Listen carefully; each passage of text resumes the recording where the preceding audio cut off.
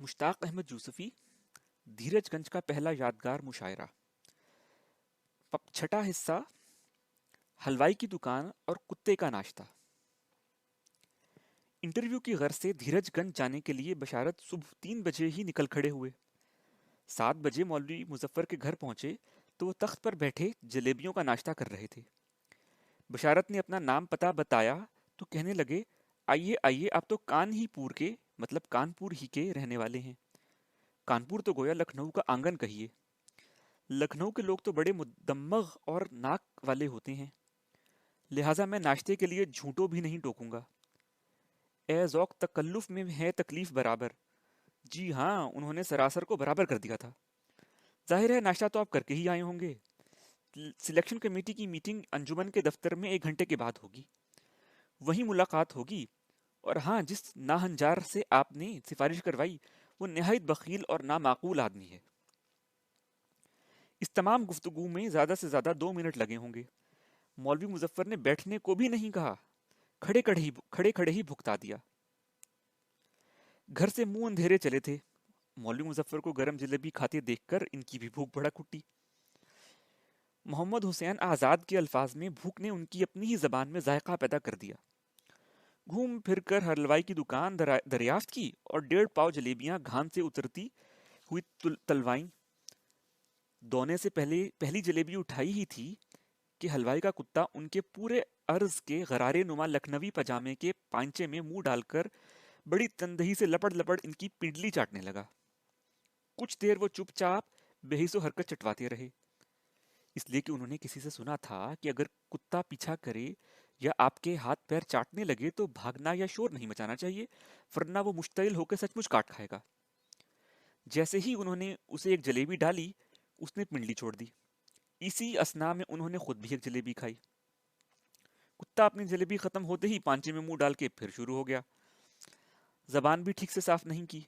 अब नाश्ते का ये पैटर्न बना कि पहले एक जलेबी कुत्ते को डालते, तब खुद भी एक खा पाते। जलेबी देने में जरा देर हो जाती तो वो लपक कर दोबारा बड़ी रगबतो इंहमाक से पिंडली चटोड़ने लगता, शायद इसलिए कि उसके अंदर एक हड्डी थी। लेकिन अब कुत्ते से दिल से कुत्ते का खौफ इस हद तक निकल चुका था कि उसकी ठंडी नाक से गुदगुदी हो रही थी। उन्होंने खड़े खड़े 2 इंतहाई अहम फैसले किए। अव्वल ये कि आइंदा कभी जोहलाए कानपुर की तरह सड़क पर खड़े होकर जलेबी नहीं खाएंगे, और दोयम, शुरफाए लखनऊ की देखा देखी इतने चौड़े पांचे का पजामा हरगिज नहीं पहनेंगे, कम जिंदा हालत में। कुत्ते को नाश्ता करवा चुके तो खाली दोना उसके सामने रख दिया। वो शीरा चाटने में मुनहमिक हुआ तो हलवाई के पास दोबारा गए। 1 पाव दूध किल्हड़ में अपने लिए और 1.5 पाव कुत्ते के लिए खरीदा, ताकि इसे पीता छोड़कर सटक जाए। अपने हिस्से का दूध खटाखट पीकर कस्बे की सैर को रवाना होने लगे तो कुत्ता अपना दूध छोड़कर उनके पीछे पीछे हो लिया। उन्हें जाता देखकर पहले कुत्ते के कान खड़े हुए थे, अब उनके खड़े हुए के अब उनके खुद के खड़े हुए कि बदजात अब क्या चाहता है। 3-4 जगह उन्होंने अपनी जरा दम लेने के लिए रफ्तार कम करने की कोशिश की या अपनी मर्जी से मुड़ना या लौटना चाहा, तो कुत्ता किसी तरह राजी ना हुआ। हर मोड़ पर गली के कुत्ते चारों तरफ से उन्हें और उसे घेर लेते और खदीरते खदेड़ते हुए दूसरी गली तक ले जाते, जिसकी बैनुल कल्बी सरहद में दूसरे ताजा दम कुत्ते चार्ज ले लेते। कुत्ता बड़ी बेजिगरी से तनहा लड़ रहा था। जब तक जंग फैसला कुन तरीके से खत्म ना हो जाती या कम से कम आर्जी सक बंदी ना हो जाती या बसूरत दीगर दूसरी गली के शेरों से अस्तर नौ मुकाबला शुरू ना होता, वो यूएनओ की तरह बीच में खामोश खड़े देखते रहते।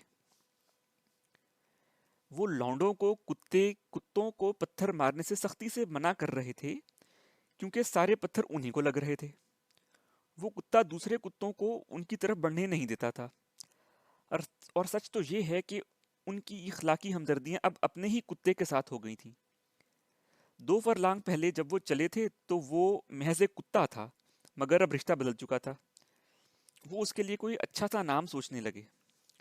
उन्हें आज पहली दफा मालूम हुआ कि गांव में अजनबी की आमद का ऐलान कुत्ते, मोर और बच्चे करते हैं।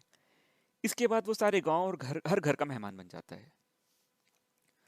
उन्हें ये देखकर इंतहाई दुख हुआ کہ حلوائی اور بچے اس کتے کو ٹیپو ٹیپو کہہ کے بلا اور دھتکار رہے تھے۔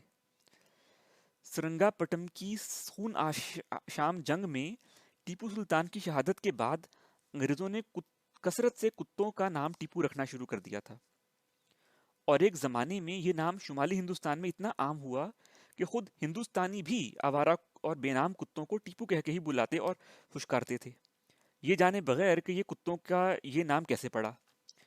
بھی استثناء نپولین اور ٹیپو سلطان، انگریزوں نے ایسا سلوک اپنے کسی اور دشمن کے ساتھ روا نہیں رکھا تھا، اس لیے کہ کسی اور دشمن کی ان کے دل میں ایسی ہیبت اور دہشت کبھی پیدا نہیں ہوئی تھی۔ برِ صغیر کے کتے 100 سال تک سلطان شہید کے نام سے پکارے جاتے رہے۔ کچھ برگزیدہ شہید ایسے بھی ہوتے ہیں جن کی آزمائش عقوبت مطہرہ اور شہادت عظمیٰ ان کی موت کے ساتھ ختم نہیں ہوتی۔ رب جلیل انہیں شہادت جاریہ کی سعادت سے سرفراز فرماتا ہے۔